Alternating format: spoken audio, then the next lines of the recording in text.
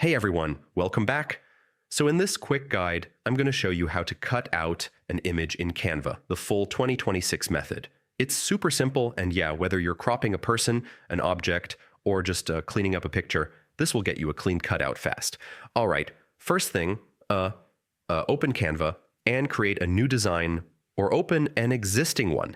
Any size works, as long as you can place your photo inside. Next, upload the image you want to cut out. You can drag it in or click the Uploads tab on the left. Either way works. Then just drop the image onto your canvas. Now here's the fun part. Click your image and on the top toolbar, choose Edit Image. You'll see the background remover tool right there. Hit that button.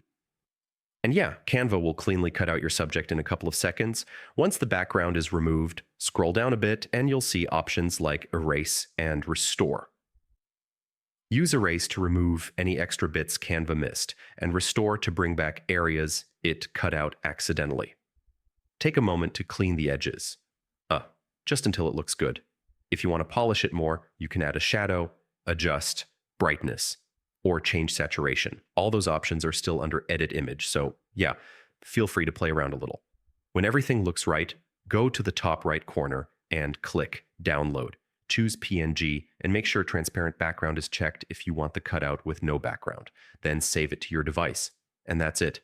You've successfully cut out an image in Canva using the full 2026 tools. It's quick, clean, and super useful for thumbnails, posters, product shots, you name it. If this helped you out, don't forget to like the video, subscribe, and hit that bell for more simple Canva tutorials.